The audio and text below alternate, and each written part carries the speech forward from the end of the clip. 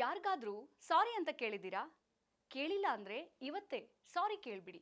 ಯಾಕಂದ್ರೆ ಜುಲೈ 7 ಜಾಗತಿಕ ಕ್ಷಮೆ ದಿನ. ಕ್ಷಮಿಸುವ ಗುಣ ಅನ್ನೋದು ಭಾರತೀಯರ ಡಿಎನ್ಎಯಲ್ಲಿ ಬೆರೆತು ಹೋಗಿದೆ. ಅದಕ್ಕೆ ನಾವು ಹೆಣ್ಣನ್ನ ಕ್ಷಮೆಯಾಧರಿತ್ರಿ ಅಂತ ಕರಿತೀವಿ. ತಪ್ಪು ಎಲ್ಲರ ಕೈಯಲ್ಲೂ ಆಗತ್ತೆ. ಆದ್ರೆ ಆ ತಪ್ಪನ್ನ ಒಪ್ಕೊಂಡು ಮನಸಾರೆ ಕ್ಷಮಿಸಿ ಅಂತ ಕೇಳೋ ಧೈರ್ಯ ಎಲ್ಲರಲ್ಲೂ ಇರಲ್ಲ. ಅಹಂಕಾರ, ಈಗೋ, ನಾನೇ ಸರಿ ಅನ್ನೋ ಭಾವನೆ ಇವೆಲ್ಲ ಸೇರಿ ಕ್ಷಮೆ ಕೇಳಬೇಕಾದ ಜಾಗದಲ್ಲೂ ನಮ್ಮನ್ನ ತಡೆದು ನಿಲ್ಲಿಸುತ್ತೆ. ಕ್ಷಮೆ ಕೇಳೋಕೆ 2 ಅಕ್ಷರದ ಪದ ಆಗಿರಬಹುದು, ಆದ್ರೆ ಆ ಪದದ ತೂಕ ಎಂಥ ಕಠೋರ ಮನಸ್ಥಿತಿಯ ವ್ಯಕ್ತಿಗಳನ್ನು ಕರಗಿಸಿಬಿಡುತ್ತೆ. ನೀವು ಸಾರಿ ಅಂತ ಕೇವಲ ವ್ಯಕ್ತಿಗಳಿಗೆ ಮಾತ್ರ ಕೇಳಬೇಕು ಅಂತೇನಿಲ್ಲ. ಅದು ನೀವು ಜೋರಾಗಿ ಹೊಡೆದ ಮೊಬೈಲ್ ಫೋನಿಂದ ಹಿಡಿದು ನೀವು ಒರಗೋ ಗೋಡೆಗೂ ಸಾರಿ ಅಂತ ಕೇಳ್ಬೋದು. ಹಾಗಂತ ಗೋಡೆ ಮುಂದೆ ನಿಂತ್ಕೊಂಡು ಹಣೆ ಚೆಚ್ಕೊಂಡು ಸಾರಿ ಅನ್ಬೇಡಿ. ಮತ್ತೆ ನಾನು ಹೇಳೋಕೆ ಹೊರಟಿರೋದು, ನಾವು ಕ್ಷಮೆನ ಬರೀ ವ್ಯಕ್ತಿಗಳಿಗೆ ಮಾತ್ರ ಕೇಳಬೇಕು ಅಂತಲ್ಲ.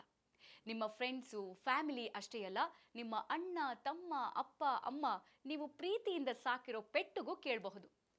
ಸಾರಿ ಅನ್ನೋ ಒಂದು ಪದ ಎಷ್ಟೋ ಸಂಬಂಧಗಳನ್ನು ಉಳಿಸ್ಬಿಡುತ್ತೆ. ಆದರೆ ಇದೇ ಒಂದು ಪದ ಹೇಳೋಕೆ ಕೆಲವರಿಗೆ ತುಂಬ ಕಷ್ಟ ಆಗುತ್ತೆ. ನೀವು 10 ವರ್ಷದ ಹಿಂದೆ ನಿಮ್ಮ ತಂದೆಗೋ ಅಥವಾ ಅಮ್ಮನಿಗೋ ಇಷ್ಟ ಆಗದ ಕೆಲಸ ಮಾಡಿ ಅಥವಾ ಅವ್ರಿಗೆ ಯಾವುದೇ ವಿಚಾರದಲ್ಲಿ ಬೇಜಾರು ಮಾಡಿದರೆ ಇವತ್ತು ಸಾರಿ ಕೇಳಿ, ಅವರ ಮುಖದಲ್ಲಿ ಬರೋ ನಗು ನೋಡಿ, ಅದಕ್ಕೆ ಬೆಲೆನೇ ಕಟ್ಟೋಕ್ಕಾಗಲ್ಲ. ನಿಜ ಹೇಳಬೇಕು ಅಂದರೆ ಕ್ಷಮೆ ಕೇಳೋದು ಸೋಲಲ್ಲ, ಅದು ಸಂಬಂಧಕ್ಕೆ ಕೊಡುವ ಗೌರವ, ಎದುರಾಳಿಯ ಮನಸ್ಸಿಗೆ ಕೊಡುವಂತಹ ಬೆಲೆ. ನನ್ನಿಂದ ತಪ್ಪಾಗಿದೆ ಅಂತ ಒಪ್ಕೊಳ್ಳೋದು ದುರ್ಬಲತೆಯಲ್ಲ, ಅದು ವ್ಯಕ್ತಿತ್ವದ ದೊಡ್ಡ ಗುಣ. ಕೆಲವೊಮ್ಮೆ ಒಂದು ಕ್ಷಮೆ ವರ್ಷಗಳ ಕೋಪವನ್ನು ಕರಗಿಸಿಬಿಡುತ್ತೆ, ಮುರಿದ ಸ್ನೇಹ ಮತ್ತೆ ಸೇರಿಸುತ್ತೆ, ದೂರವಾದ ಸಂಬಂಧವನ್ನ ಮತ್ತೆ ಹತ್ರ ಮಾಡುತ್ತೆ. ಹೇಳದೆ ಉಳಿದ ಒಂದು ಸಾರಿ ಮಾತ್ರ ಜೀವನ ಪೂರ್ತಿ ನೋವಾಗಿಯೇ ಉಳಿಬಹುದು. ಆದ್ರಿಂದ ತಪ್ಪು ನಮ್ಮಿಂದ ಆಗಿದ್ರೆ ಯೋಚನೆ ಮಾಡ್ತಾ ಸಮಯ ಕಳಿಬೇಡಿ, ಮನಸಾರೆ ಒಂದು ಕ್ಷಮೆ ಕೇಳಿ. ಯಾಕಂದ್ರೆ ಕ್ಷಮೆ ಕೇಳಿದ್ರೆ ನಾವು ಸಣ್ಣವರಾಗಲ್ಲ, ಇನ್ನೂ ದೊಡ್ಡವರಾಗ್ತೀವಿ.